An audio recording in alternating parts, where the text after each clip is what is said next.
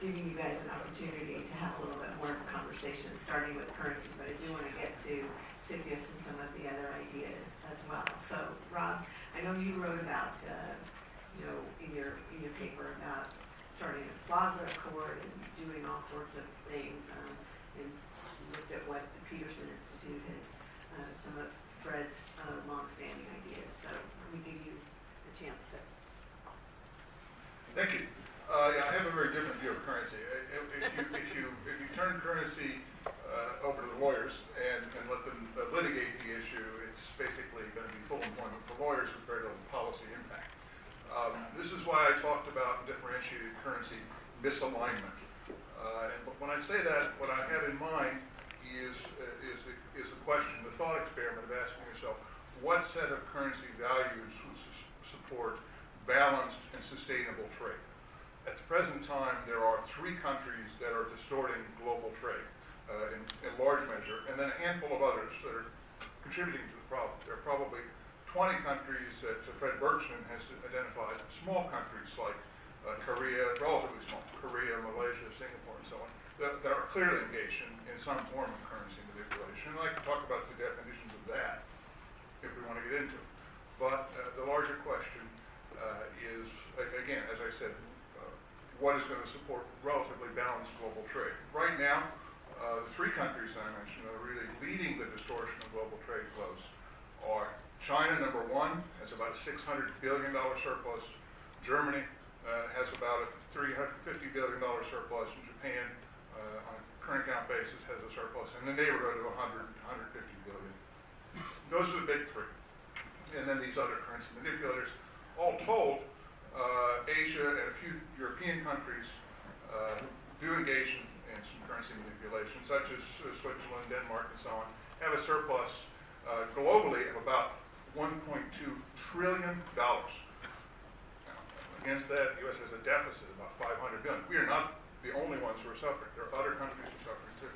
So ask yourself what currencies levels would support realignment. Fred has done a calculation, Fred Bergson, the Peterson Institute. He estimated about a year ago that the currencies of China, Japan, and Europe, since Germany is tied to Europe, would have to rise as much as 40 to 50%.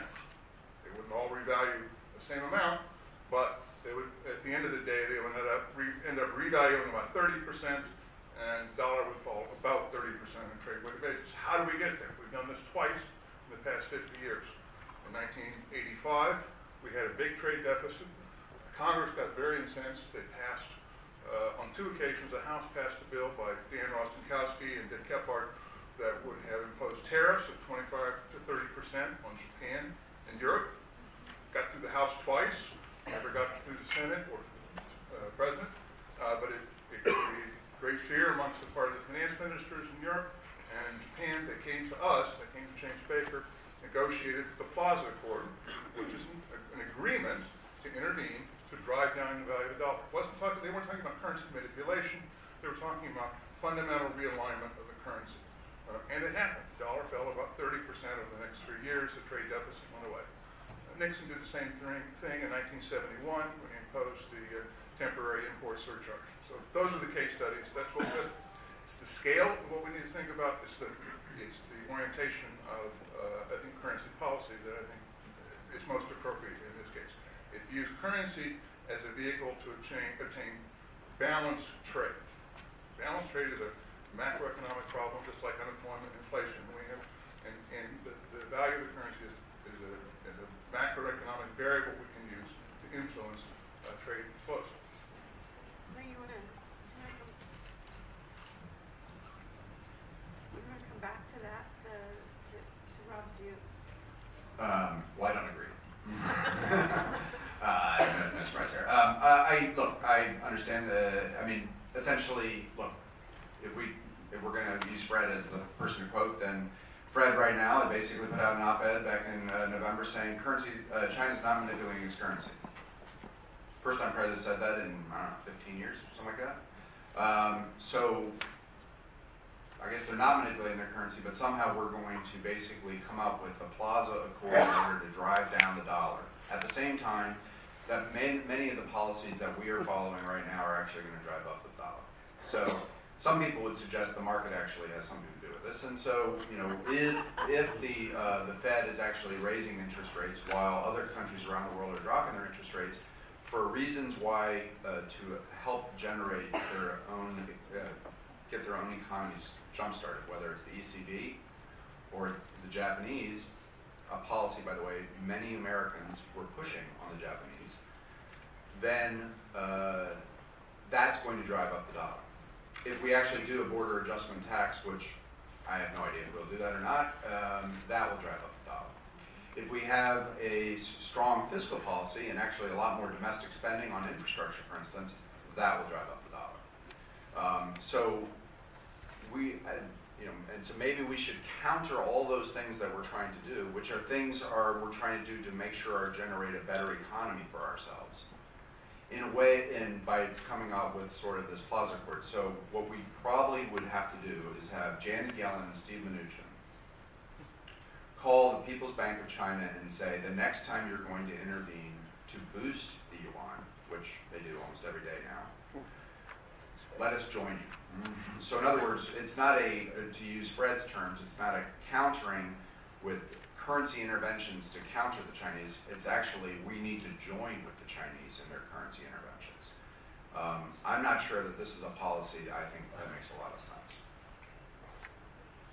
If I can just add to that, I'm neither an economist nor a trade lawyer, so I can't speak to whether currency makes sense from an economic perspective with the WTO, but I can speak to this from a strategic perspective with China. Two things come to mind for me.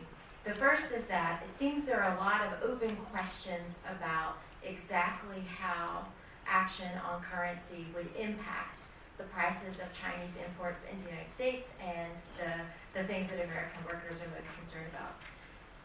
I think that if we had already exhausted all of our options on enforcement with China and being much tougher on trade policy with China, if we had already done all of the things we need to be doing a better job at home with domestic policy, with supporting some of the workers that are being displaced with the effects of globalization, then it would probably be a good idea to do this moonshot kind of initiative with currency. But right now, you know, I can think of a couple of really strong things that we should be doing in terms of just enforcing the rules that are out there, addressing the glaringly obvious things that China is doing that are a problem for the United States.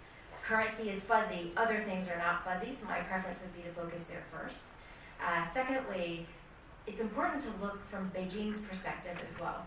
When you're in the United States looking at trade with China, China looks strong, formidable adversary. When you're in Beijing, the Chinese Communist Party is hanging on by its fingernails. They're hitting low growth. They have to basically rip power and money from the elites that have kept the party in power for three decades and redistribute that through Chinese people and figure out a way to keep this whole experiment going and close down old sectors, coal, steel, cement, aluminum, and move growth towards new ones that are going to be hard to support without rule of law and open information. They're really hanging on by their fingernails, and currency manipulation management is one of the things that they do to keep their GDP growth rates at a level that they feel is critical to prevent provincial governors from ganging up against the leaders in Beijing and prevent Chinese workers from taking to the streets. So basically on a day-to-day basis, they're trying to prevent the next Tiananmen, and currency is one way that they do that. And as a person who spent a lot of time in China, I don't see them putting that at risk because of US policies that will impact them at the margins. I would rather focus on the things that I can focus on, either pushing on the areas where we can get them to move, or if there's an area where they're just not going to move, figuring out how do we create a buffer for the U.S. economy in those areas. Okay, so John in the first session said he thought the 45% tariff was way down the list for at least two of you.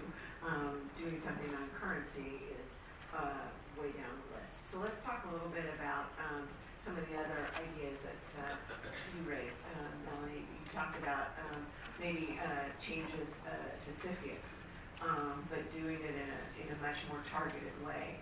A lot of people have talked about the role of the state-owned enterprises and whether or not they should be barred from buying certain manufacturing or technology or opening up the rules. And that's fraught with a lot of concerns and questions on all sides, but it's clearly an issue that's on the list. So, Clay, I know you did a lot of CFIUS work in your past life.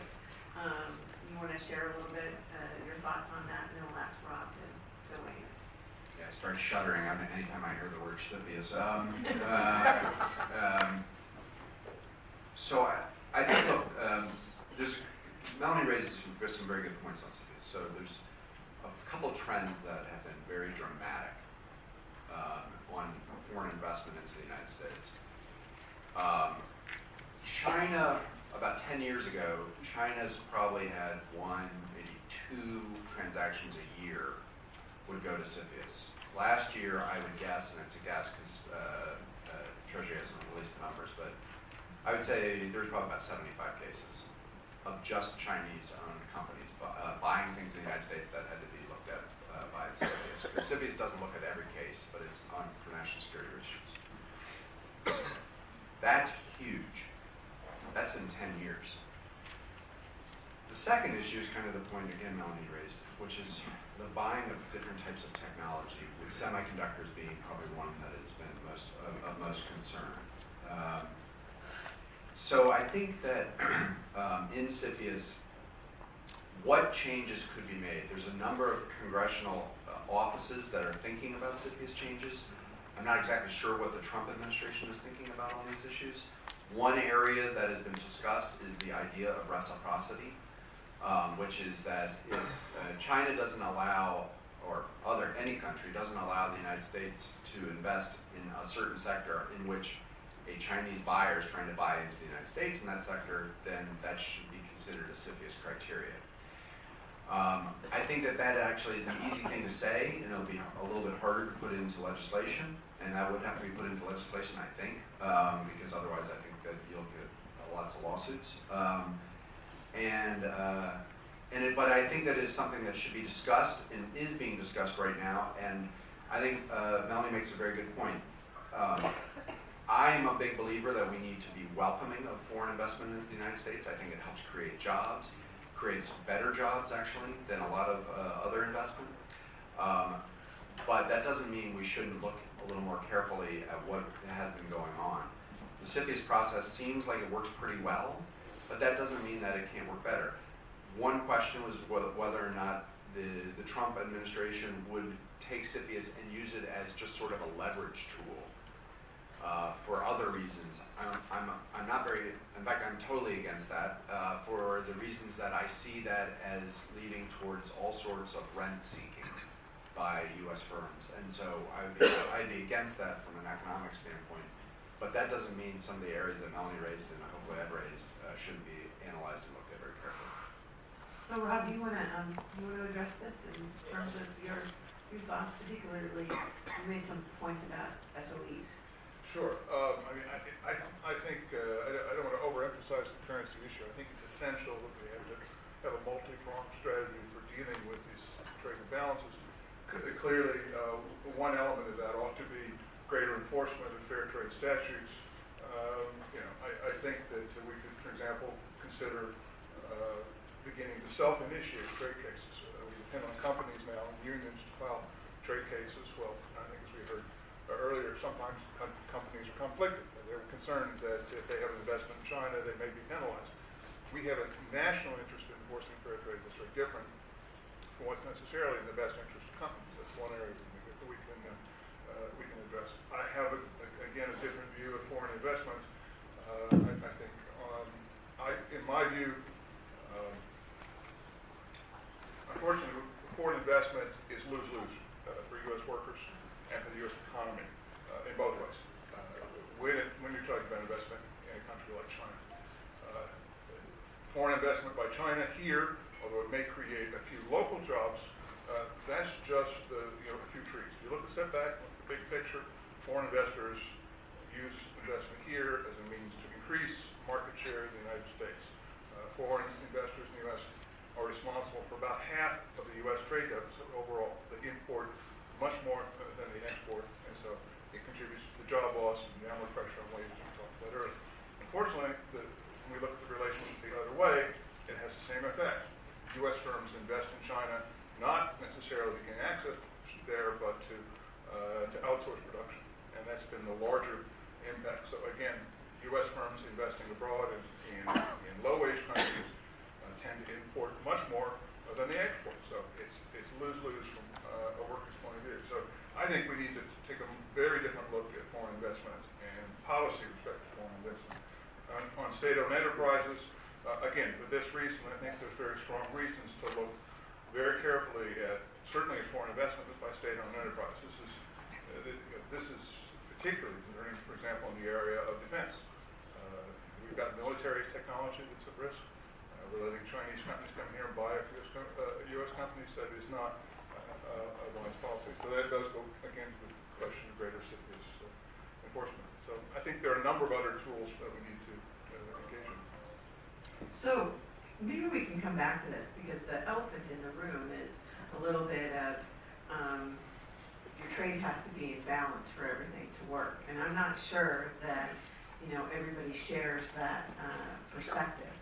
And in terms of, U.S. economic growth, some of our biggest leaps in terms of growth have occurred when we've not been in balance, exactly the reverse. So I don't know if my colleagues want to take that on, and that probably is a subject for a broader discussion, but I kind of feel like I need to, just as a moderator, say that I'm not sure that everybody agrees that having the trade imbalance is going to actually right all of the wrongs. I think there's there's another panel in all of this for us.